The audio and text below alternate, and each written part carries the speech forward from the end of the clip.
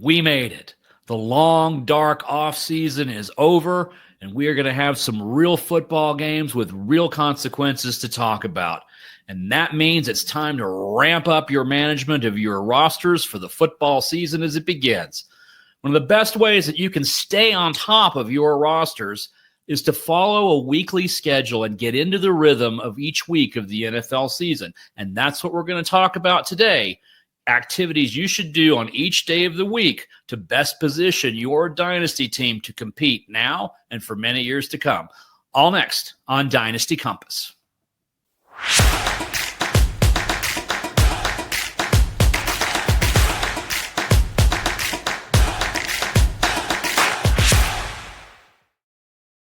Hello and welcome to another episode of Dynasty Compass. I am your host, Jeff Blaylock, the other Jeff B at Footballguys, and we have got the NFL season kicking off this week. As I record it, it is the afternoon of Tuesday, September the 2nd, which means that things I may say about players or situations now may be different from the time that you listen or view this. This week, we're going to talk about the weekly rhythm of the NFL season and the activities that you should be doing each day of the week during the season to best position your team to make a run for a championship this year and for years to come.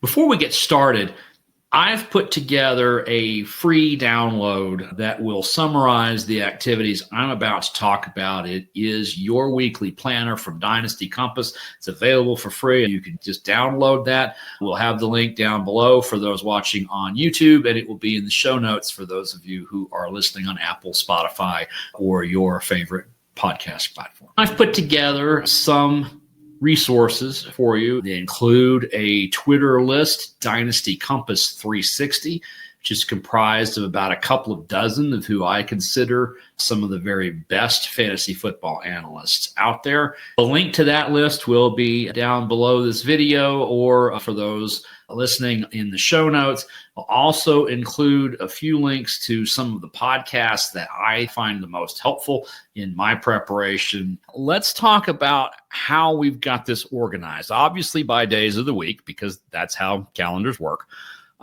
But I've also tried to divide this up in terms of the priorities that you need to have based on the amount of time that you have on a given day. Sometimes you're only going to be able to do the essential thing or things that you absolutely have to do in order to field a successful team and to build a lineup for next week. Beyond that, if you have some more time, there are some activities that I believe will help you become more competitive. And so we're calling this the competitive level of effort. These are things that are not necessary. They're not the bare minimum, but they will certainly help when you're planning for next week's games and looking ahead down the line at future weeks. And then there's what I'm going to call the pro level of effort. These are things that dynasty managers who are consistently at the tops of their leagues, these are things they are doing that their other managers in the league are not. It is truly what separates the very best managers in the league from everyone else. And when you're always looking for little edges and little advantages in a random sport like fantasy football, doing some of the pro level work when you have time is a great way to get a little bit of an edge on everybody else in your league. Now, in most fantasy leagues, as it is with the NFL, the week begins on Wednesday. But if you wait until Wednesday to get started in preparing for next week's games, you've missed out on a couple of the most significant things that you need to be doing.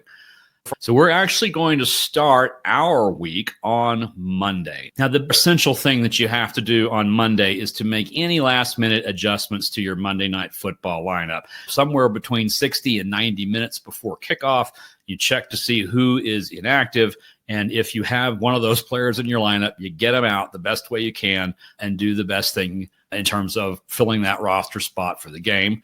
Then watch the game and enjoy. The more competitive level of effort is going to begin with looking back on Sunday and looking at the injuries that happen, especially to players that are on your roster, but also the players that affect the players on your roster. So, for example, if you have Zach Charbonnet as a running back, a significant injury to Kenneth Walker III would immediately elevate Charbonnet up into a starting role and starting volume. So it's helpful to come into the new week understanding what the previous Sunday's activities mean for your roster, for the players that you have. It gives you an opportunity as well to identify holes in next week's lineup. Who was hurt on Sunday in case one of those players is out or has a chance of being out? You know you're going to need a contingency there. And the second is, are they on bye this coming week? We don't have those at the beginning of the season. Beginning in week 5, we start to have buys nearly every week until the fantasy playoffs. Managing those is a critical aspect of being successful. What I would consider the pro level of effort on Monday is to take then that next step. So as you sketch out your lineup for next week, you're not only now looking at the lineup, but you're looking at your bench as well to see who might be available, who is affected by injuries on Sunday, and you're seeing potentially what holes or what places you can make improvements. You're identifying who you might want to target on the waiver wire, at least by position. And you've thought about what a potential trade might look like and who would you want to do that with. Identify your potential trade partners and your potential waiver targets, because that will make Tuesday a lot easier.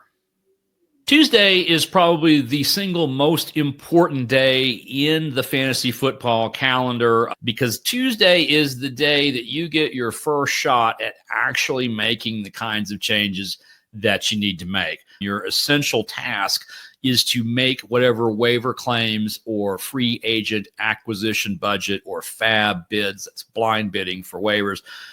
You need to make whatever claims you're going to make there.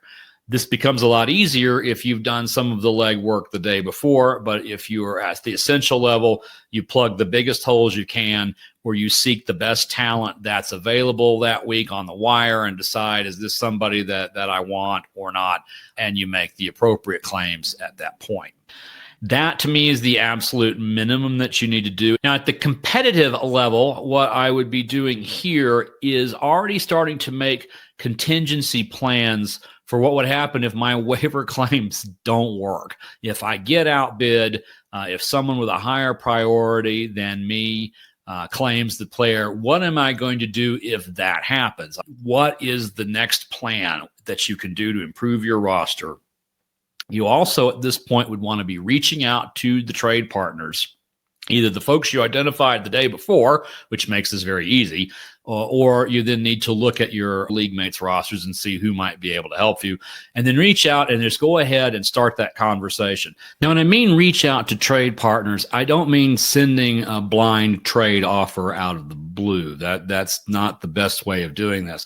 I actually mean just literally reaching out to them, either through a direct message in the app that you're using or some other communications that you guys might have. What you're trying to do is see if there's interest on their side with what you have to offer. Let's say I have extra running backs. The other trade partner has extra wide receivers. I can help you by sending you a couple of running backs who can help out and get maybe a wide receiver in return. That's better than just sending a blind offer, because you then engage them and you get them a little bit of ownership in them from the beginning. Now, at the pro level of effort, we're going to get kind of esoteric on this one. You're going to want to look at snap counts and targets and rush attempts in games to see if there's any changes in usage of a player from what we were thinking was going to happen to what actually happened. This gives you an indicator as to which running back may have an upper hand as the RB2 in an offense, or which wide receiver is actually the one who is the third option or the second option who the quarterback is looking to. This is your numeric demonstration of how coaches are using the players in the games, and thus it's one of your best indicators of what future usage might look like.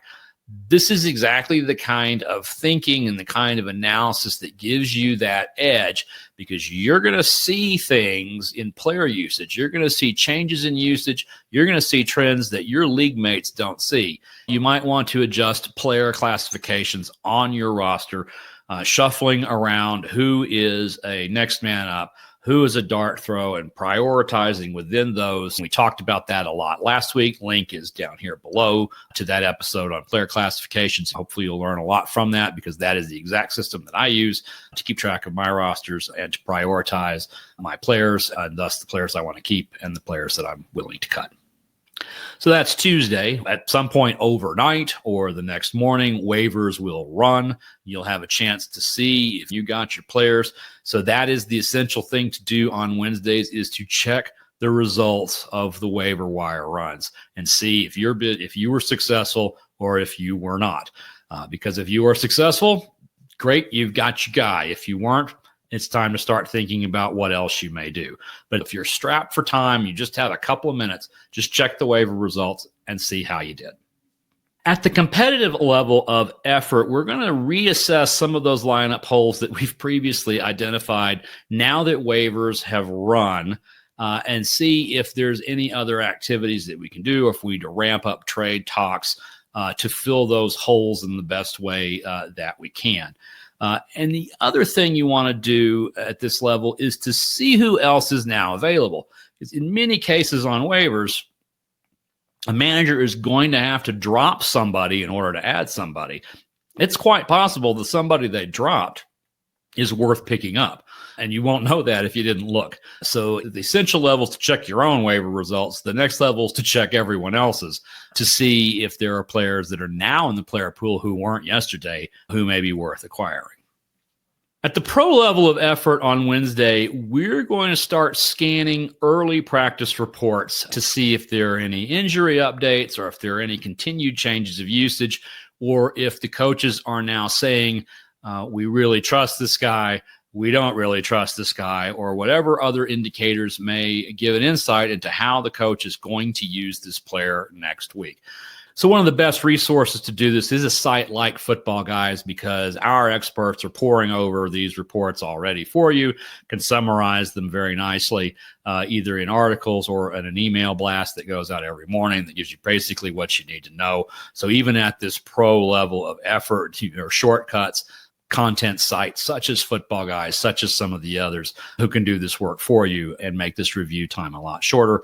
Otherwise, you might be doing something like Coach Speak Index, where you are reading each of the 32 teams through their Discord server, or whatever other resources that you may have available to you to find out this information. And that gets us to Thursday. Now, Thursday, we are back to football most weeks of the season. We're going to set our Thursday night football lineup. That is the bare essential. We need to get the players in who are going to play on Thursday into the lineup, or we can't use them if they're not already there. And then we're going to look at any trade offers that we might have gotten, evaluate those, and respond to those. Since you're already in the app, you're already setting your Thursday night lineup.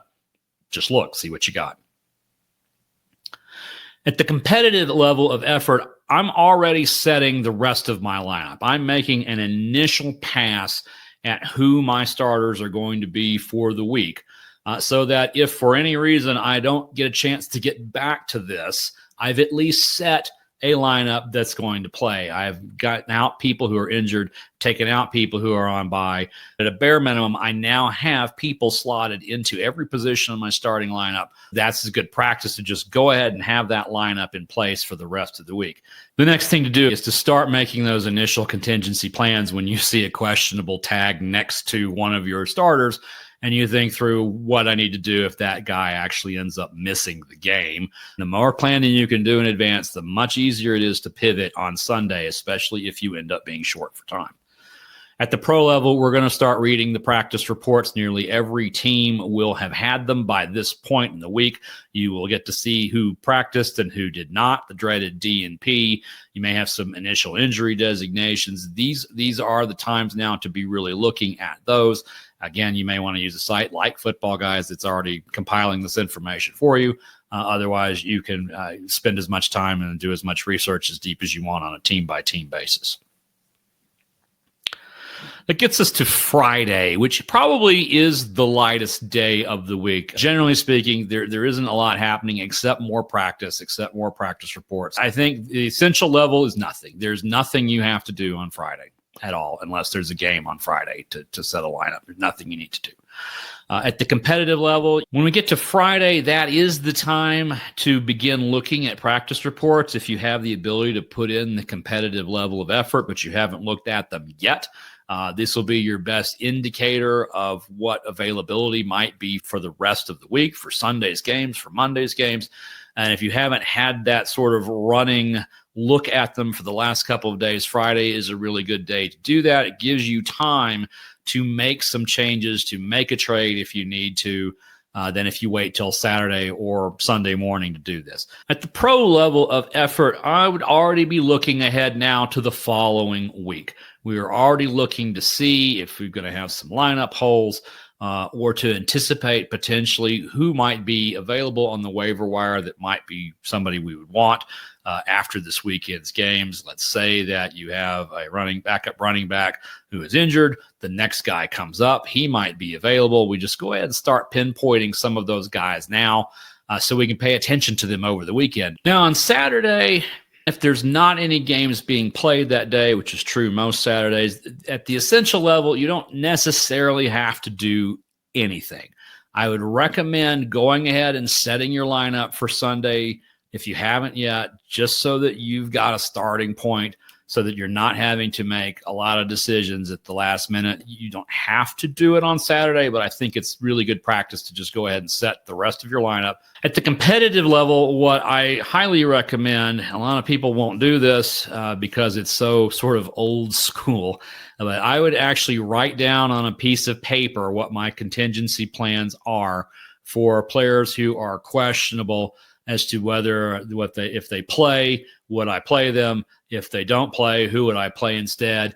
And just go ahead and write that out, because then it's written down, it's in your head because you've written it, it's reinforced, but also you can then look at it on Sunday morning at 11:55, 5 minutes before kickoff, when you learn that, in fact, your questionable running back is not going to play. You've already written down what you're doing to fix that. You can do that very quickly. You don't have to make that decision in the moment. And so I think the competitive level of effort it's very strong play here to write down what your contingency plans are going to be. At the pro level, I would be looking for what may be alternative starters for the late window games. Depending on how the first set of games went, you may need to make some changes in terms of, I need a higher upside player. I need to put in one of my dart throws instead of the next guy up because I'm going to be behind. You just go ahead and start thinking about what some of those moves might be for the late afternoon games. So this is not injury replacements. We've already thought about that. This is game flow questions. This is, do I need to do something different to win this week than what I've got? Do I have options? What are they? And what would I do? And then finally, we've made it to Sunday. It's a time to watch a lot of football. There's usually at least 3 windows, maybe 4. The early window, noon Central, 11 Mountain Time. The afternoon window, or the late window it's called, is the next set of games. You have Sunday night football, and if you have games internationally, they will have been played earlier in the morning. The essential activity is going to be checking inactives 60 to 90 minutes before kickoff. They are officially due 90 minutes before. It usually takes between 5 and 15 minutes for those reports to fully circulate in the fantasy football ecosystem. But once they have, finally who's in and who's out, and there may still be some questionables that you need to think about, but by and large, you can lock in your lineup, at least for the early games at that point. You'll need to do that same activity, checking the injury reports before the late window and before the Sunday night game for anybody you've got in your lineup.